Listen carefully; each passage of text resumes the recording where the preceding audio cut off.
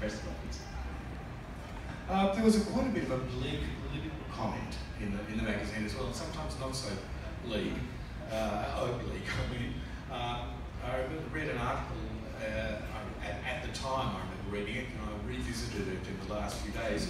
And it was Larry Batrose talking about the Stranglers debacle tour and accusing them of being political and emotional fascists, which was pretty direct.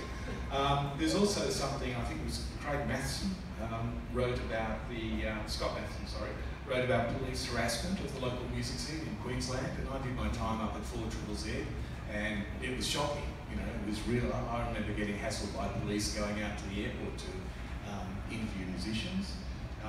They hated us. They really hated us. They hated the new music. They hated, you know, everything about that.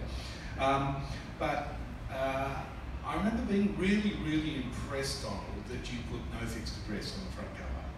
And I was going to ask you whether you had a particular story or cover that you're particularly proud of. So maybe this is going to eliminate that one. You can choose another one.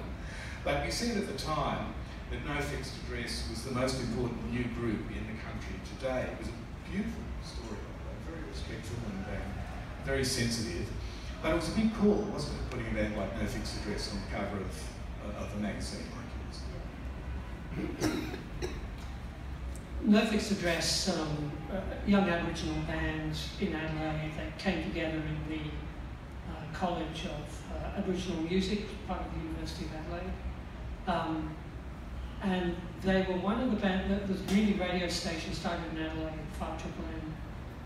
And when that station started, local bands could have their demos, could give their demos to the station, and the station would play their music. So No Fixed Address had some demos, Greenhouse Holiday, From My Eyes. So they started getting airplay on the community radio station, and they started doing live gigs around Adelaide. And I remember going to see them, first few times I saw them. They were so powerful. The combination of the reggae music and the lyrics about the lived experience of young Aboriginal people in Australia. Such a powerful combination, really, that the hairs on the back of my neck stood up. I just thought they were incredible.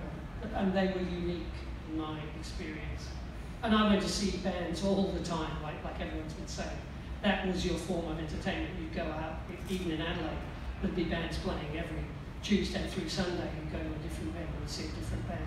But they were something extraordinary, something unique. So I thought it was a very important thing to recognise this young Aboriginal band playing these songs like We Have Survived and Black Man's Rights, all about land rights and the lived experience of young Aboriginal people.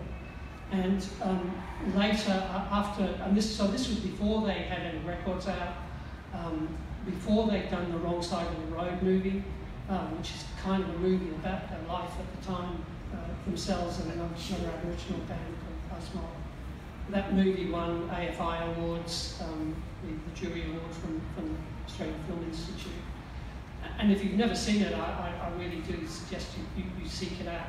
It was re-released quite recently, and as a depiction of what it's like to be young and Aboriginal and a musician in Australia in the 1980s, it's quite raw. And look, it's great. No Fixed Address, actually, they're still playing. I saw them play in Adelaide. They got inducted into the South Australian Music Hall of Fame a couple of years ago, like Buzz and his band Gay Jane did on the weekend back in Adelaide. But they were, and so from that, I think that cover did give them some prominence. I remember taking Don Walker from Cold Chisel to see them play at McGill College of Advanced Education in Adelaide. He was knocked out. He got them as a support on the next National Cold Chisel tour, which gave them wider exposure. They supported the Clash when the Clash toured Australia. Magnificent Seven, the 7 nights the Clash did at the Capitol Theatre. No Fixed Address were there supporting every night. They went over to London, they played in London. I think Ralph Curl, who's here tonight, recalls hearing them walking through Hyde Park in London and hearing this sound. And it was so Australian, and it was No Fixed Address. So Yeah, I did go out all in, but you know, gee, I think I made the right call. Absolutely. I should point out that Roadrunner was also the first magazine to have In Excess on their cover. Like, it was In Excess's first cover. So, Sunnyboys first cover. And Sunnyboys first cover too. Actually, I want to delve back into some of the book because it's actually fascinating reading. You know, it's really hard to put it down. It's a sense of the time, but there's so much about the times that's fascinating. There's some interesting correspondence from just leaders, people writing in. This guy said it was in response to a very poor turnout for the Stranglers concert, and he wrote, a nation that can foster bands of the ilk of the Angels and Rose Tattoo hardly has any need for overseas material. Certainly not the Stranglers. Pretty broken, but there. Now, the last topic I want to sort of deal with before we, I guess, more officially open it up for questions from the floor, is about this whole chestnut about alternative, mainstream, credibility, independent, all that sort of stuff. Because Donald and the group at Roadrunner made no differentiation about stuff like that. And personally, I thought it was a furphy. Bands were independent-minded or they weren't independent-minded. They were prepared to be guided or they weren't prepared to be guided. Did you, both you and Peter first, how did you feel about that whole idea about signing with major companies and major record companies and having major success? I mean, did you feel independent in your heart and did you try and hang on to it for longer than was practical? Or did you just sail forward going, the more punters we've got and the more progress? I mean, how big did you want the Sunnyboys to be?